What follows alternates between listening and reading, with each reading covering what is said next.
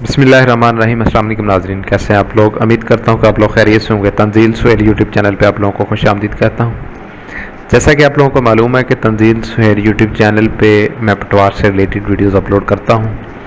तो last time जो हमारा टॉपिक था वो है MCQs टाइप वीडियोज़ का। तो क्योंकि जो न्यू पटवारी भर्ती हुए हैं उनके एग्ज़ाम होने हैं, उनका इम्तहान होना है जिसमें MCQs टाइप पेपर होंगे, तो इसलिए मैं MCQs पे वीडियोज़ बना रहा हूँ।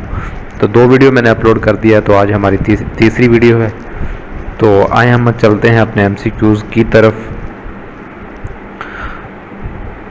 MCQs की तरफ बढ़ने से पहले मैं आप लोगों को बता दूं कि मेरे पास तंजील सुहेल यूट्यूब चैनल है और फेसबुक पेज है।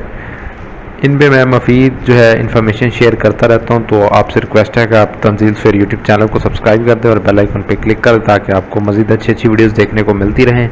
और फेसबुक का जो पेज है उसको फॉलो कर लें ताकि जो भी मैं डाटा अपलोड करूं तो आप तक बआसानी पहुंच सके। तो आज हम चलते हैं 101 जो है MCQs हमने अपलोड कर दिए थे। आज हम 102 MCQs से स्टार्ट करेंगे। तो पहला हमारा MCQs है कि मैदानी इलाकों में जरीब की लंबाई कितनी होती है। जरीब, सबसे पहले तो आपको ये भी पता होना चाहिए कि जरीब क्या है। जरीब एक जो है मेजरमेंट का पैमाना है जिसके ज़रिए हम मेजरमेंट करते हैं या पैमाइश करते हैं, तो जिसकी लंबाई 10 करम होती है और अगर फुटों में देखा जाए तो 55 फुट होती है। ठीक है, मैदानी इलाकों में। वही जरीब की लंबाई जो है पहाड़ी इलाकों में कितनी होगी। पहाड़ी इलाकों में निस्फ होती है, यानी कि 5 करम। मैदानी इलाकों में 10 करम और पहाड़ी इलाकों में निस्फ होती है 5 करम। ठीक है, उसके बाद हमारे पास एक आयत है, जरीब को जरीब आहनी इसलिए कहते हैं क्योंकि ये जरीब डैश से बनी होती है। आहनी यानी कि ये लोहे से बनी होती है, इसलिए इसको जरीब आहनी कहते हैं। ठीक है, उसके बाद आता है हमारे पास काश्तकार के खेतों की पैदावार में हुकूमत वक़्त के हिस्से को क्या कहते हैं। उसको मालिया अराजी कहते हैं। जो काश्तकार अपनी मतलब कि ज़मीन में काश्त करता है ना, तो उसमें जो हिस्सा गवर्नमेंट को बतौर टैक्स देता है उसको मालिया अराजी कहते हैं। ठीक है, उसके बाद हमारे पास आ जाता है MCQs नंबर 106। एक ही केवट के मुख्तलिफ जगहों में बिखरे हुए खसरों को इकट्ठा करने को क्या कहते हैं। इस्तेमाल। ये है फिजिकली मतलब एक ही बंदे का केवट नंबर 1 है, लेकिन उसकी जगह जो है वो मुख्तलिफ मरबजात में है या मुख्तलिफ जगहों पे है। उसको एक जगह पे इकट्ठा करने के जो है अमल को हम क्या कहेंगे, इस्तेमाल। ठीक है, उसके बाद है एक ही मालक का रकबा मुख्तलिफ केवट में बिखरे हुए को एक खाता में इकट्ठा करने को क्या कहते हैं। उसको हम इश्तराक कहते हैं। ठीक है, अगर रकबा जो है फिजिकली काफ़ी जगहों पे बिखरा हुआ हो, उसको एक जगह पे मतलब के मुश्तरक या उसका इश्तराक करने के लिए हम उसको इस्तेमाल कहते हैं। ठीक है, अगर एक ही मालिक के मुख्तलिफ खाताजात में रकबा हो और उसको हम एक खाता में जो है जमा करने के लिए या एक खाता में मुंजमद करने के लिए या एक खाता में जो है मर्ज करने के लिए जो अमल किया जाता है उसको हम इश्तराक कहते हैं। ठीक है, उसके बाद है मिसल मियादी में मौजूद तमाम दस्तावेज़ की तफसील जिस कागज़ पर हो, इसे क्या कहते हैं। इसे सरवरक कहते हैं। सरवरक जो हमारी जमा बंदी होती है ना, उसके ऊपर एक पेज लगा होता है सरवरक के नाम का। ठीक है, उसमें तमाम दस्तावेज़ जो इस जमा बंदी में जो भी कागजात लगे हैं, जो भी दस्तावेज़ लगी हैं उस पर दर्ज होती हैं, उसको हम सरवरक कहते हैं। ठीक है, मिसल हकीयत में मौजूद तमाम दस्तावेज़ की तफसील जिस कागज़ पे हो उसे क्या कहते हैं। ये मतलब कि है सेम ही कागज़। अगर ये मिसल म्यादी के ऊपर होगा तो इसे हम सरवरक कहेंगे, अगर मिसल हकीयत के ऊपर होगा तो इसे हम रोबकार इब्तदाई कहेंगे। रोबकार इब्तदाई का मतलब ये है कि मिसल हकीयत जो होती है पहली जमा बंदी होती है, जिसको हम इब्तदाई भी कह सकते हैं, इब्तदा भी कह सकते हैं, इब्तदा जिससे हमने इब्तदा स्टार्ट किया। ठीक है, उसके बाद हमारे पास आता है एक ऐसा रजिस्टर या दस्तावेज़ जिसमें मौजा के तमाम रस्म व रवाज दर्ज होते हैं, इसे क्या कहते हैं।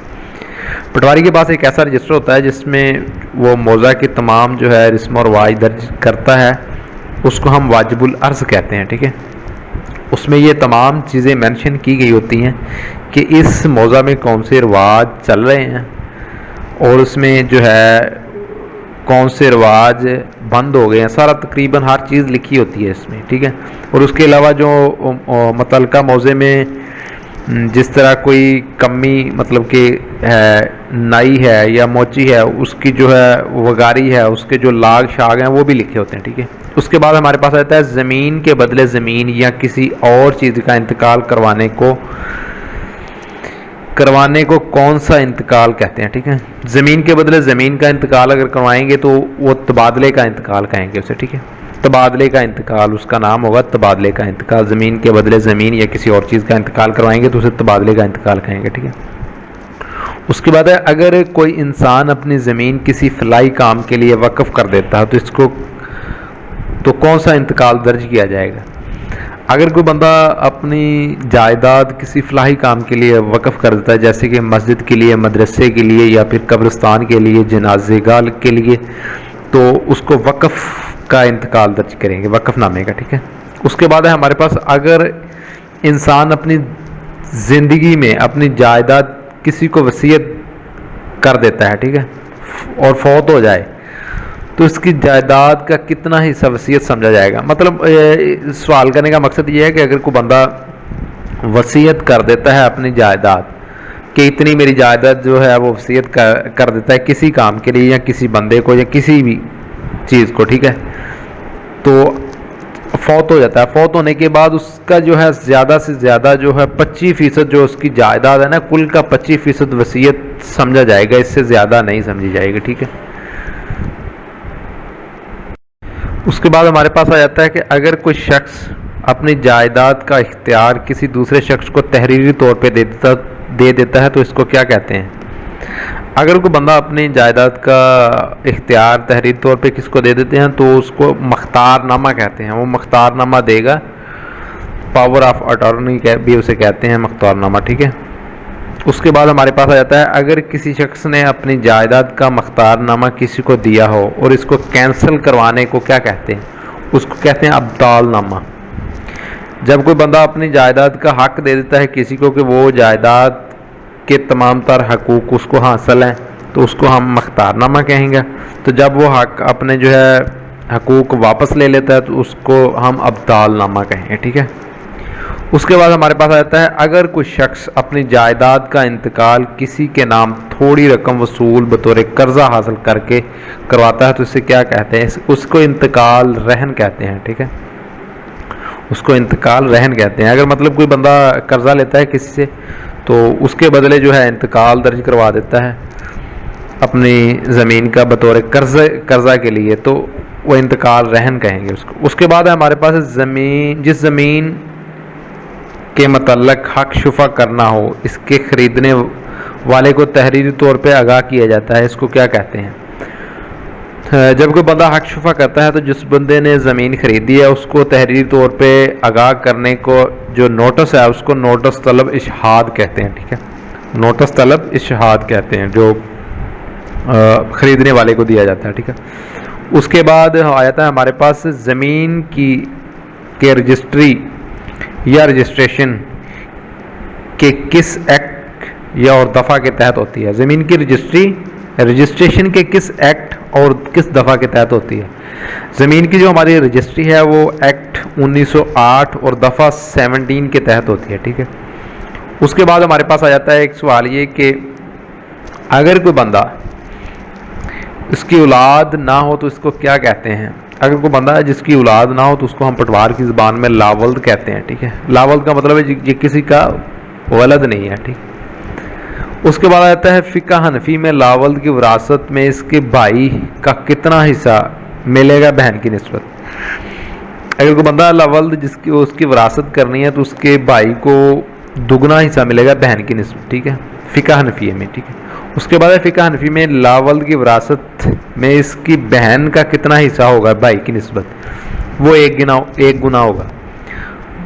बहन को 1 गुना मिलेगा और भाई को 2 गुना मिलेगा फ़िक़्ह हनफी के जो है तहत। उसके बाद आ जाता है हमारे पास फ़िक़्ह जाफरी में लावल्द की विरासत में इसके भाई का कितना हिस्सा मिलेगा बहन की निस्बत, वो भाई का और बहन का बराबर होगा।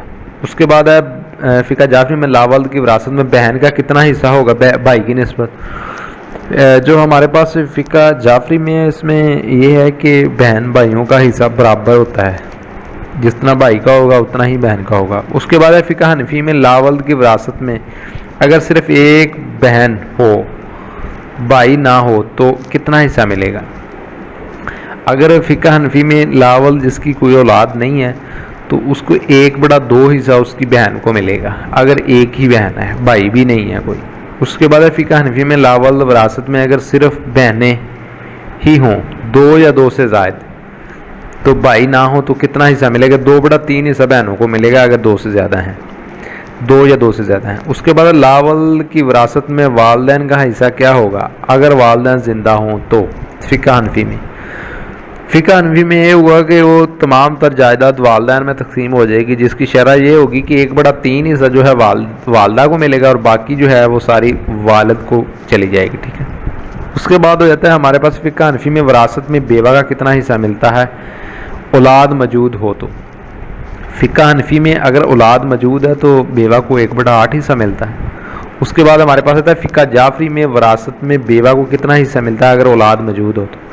फ़िका जाफरी में वो इस तरह करते हैं कि औलाद को हिस्से, तमाम तर हिस्से जो हैं वो औलाद में तकसीम कर देते हैं, बेवा को हिस्सा नहीं मिलता। उसके बाद आता है हमारे पास फ़िका हनफी में विरासत में बेवा का कितना हिस्सा मिलता है अगर औलाद मौजूद ना हो। अगर फ़िका हनफी में औलाद मौजूद नहीं है तो बेवा को 1/4 हिस्सा मिलता है, मतलब कि जो उसका हिस्सा है ना 1/8 उसको डबल कर देंगे तो 1/4 हिस्सा मिलेगा अगर औलाद नहीं है फ़िका हनफी में।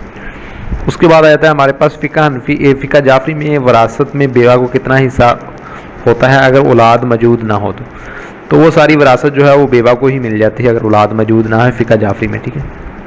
उसके बाद आ जाता है फ़िका हनफी में विरासत में खामन को कितना हिस्सा होगा अगर औलाद मौजूद हो तो। फ़िका हनफी में अगर औलाद मौजूद हो तो खामद को 1/4 हिस्सा मिलेगा, ठीक है।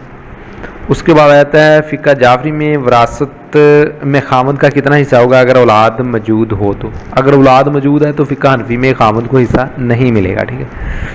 उसके बाद फ़िका हनफी में विरासत में फ़िका हनफी की विरासत में खामद को कितना हिस्सा मिलेगा अगर औलाद मौजूद ना हो तो। अगर औलाद मौजूद नहीं है तो फ़िका हनफी में 1/2 यानी कि आधी जायदाद जो है वो मिल जाएगी खामद को। फ़िका जाफरी में विरासत में खामद का कितना हिस्सा होगा अगर औलाद मौजूद ना हो। अगर औलाद मौजूद नहीं है तो वो सारी विरासत जो है वो खामद को चली जाएगी, ठीक है। उसके बाद फ़िका हनफी के मुताबिक औलाद में से बेटे को कितना हिस्सा मिलता है बेटी की निस्बत। फ़िका हनफी में औलाद अगर नौरेना औलाद है, बेटी भी है बेटा भी है, तो बेटे को दुगना हिस्सा मिलता है बेटी की निस्बत, ठीक है। फ़िका हनफी के मुताबिक औलाद में से बेटी का कितना हिस्सा मिलता है बेटे की निस्बत। 1 गुना हिस्सा बेटी को मिलेगा, 2 गुना बेटे को मिलेगा, ठीक है। उसके बाद है फ़िका हनफी में के मुताबिक वालदा को कितना हिस्सा मिलता है 1/6 हिस्सा, ठीक है। वालदा को अलहदा से 1/6 मिलेगा और वालद को अलहदा से 1/6 मिलेगा। फ़िका हनफी में के मुताबिक वालद को कितना हिस्सा मिलेगा 1/6 मिलेगा ही, वालद को अलहदा मिलेगा और वालदा को अलहदा से मिलेगा, ठीक है। उसके बाद आ जाता है हमारे पास फ़िका हनफी में विरासत अगर सिर्फ बेटियां 2 या 2 से ज़ायद हों तो कितना हिस्सा मिलेगा। अगर फ़िका हनफी में बेटियां हैं, सिर्फ बेटियां हैं मतवफ़ी की, तो 2/3 मतलब कि 2/3 हिस्सा मिलेगा बेटियों को और बाकी जो है पीछे विरासत चली जाएगी बहन भाइयों में, ठीक है। उसके बाद फ़िका हनफी में विरासत में अगर सिर्फ एक बेटी हो तो कितना हिस्सा मिलेगा। फ़िका हनफी में अगर सिर्फ विरासत में एक बेटी है तो उसको 1/2 हिस्सा मिलेगा, बाकी विरासत जो है पीछे तकसीम हो जाए। फ़िका जाफरी में विरासत में अगर सिर्फ बेटियां हैं तो 2 या 2 से ज़्यादा तो कितना हिस्सा मिलेगा। फ़िका जाफरी में अगर सिर्फ बेटियां हैं तो सारी विरासत जो है बेटियों में बराबर तकसीम हो जाएगी, ठीक है। उसके बाद है फ़िका जाफरी में अगर सिर्फ एक बेटी है तो उसको कितना हिस्सा मिलेगा। फ़िका जाफरी में अगर विरासत में सिर्फ एक बेटी वारिस है तो उसको सारी विरासत मिल जाएगी, ठीक है। उसके बाद एक सवाल है, ये बड़ा ज़बरदस्त सवाल है, फ़िका हनफी में किस सूरत में सिर्फ बेटियों को जायदाद का सारा हिस्सा मिलता है। जैसा कि आपने ऊपर पढ़ा है कि जो फ़िका हनफी में विरासत अगर एक बेटी है तो 1/2 हिस्सा मिलता है, सिर्फ बेटी है। तो अगर 2 या 2 से ज़ायद है तो 2/3 हिस्सा मिलता है। तो वो कौन सी सूरत है जिसमें मतलब कौन सी सिचुएशन है जिसमें कि लड़कियों को तमाम तर हिस्सा जो है विरासत का मिल जाता है। अगर लड़की का वालिद लड़की के दादा से पहले फौत हो जाए तो इस तरह फिर जो तमाम तर वरासत है ना वो हमारे पाकिस्तान कानून एली के तहत जो है वो तमाम तर वरासत बेटियों में आ जाती है। ठीक है, ये बहुत ज़बरदस्त सवाल है। उसके बाद मुस्ततिल की पैमाइश मालूम करने का फार्मूला क्या है? चौड़ाई ज़रब लंबाई, मुस्ततिल की पैमाइश आ जाएगी। मरबा की पैमाइश मालूम करने का तरीका, इजला ज़रब इजला, एक इजला को दूसरे इजला के साथ मल्टीप्लाई करेंगे तो मरबा शेप जो है उसका रकबा मालूम हो जाएगा। उसके बाद है तकोन शक्ल का रकबा कैसे मालूम करते हैं? कायदा ज़रब अमूद तकसीम 2 कर देंगे तो हमारे पास जो है तकोन शक्ल का रकबा मालूम हो जाएगा। इसमें भी तकोन 2 तरह की होती है। एक तकोन में अगर अमूद जो है हमारे पास जो है 90 डिग्री पे नहीं है तो फिर हम उसका रकबा नहीं मालूम कर सकते, उसको हम 2 पार्ट्स में तकसीम कर देंगे जैसा कि मैंने अपनी वीडियोज़ में आपको लोगों को बताया है।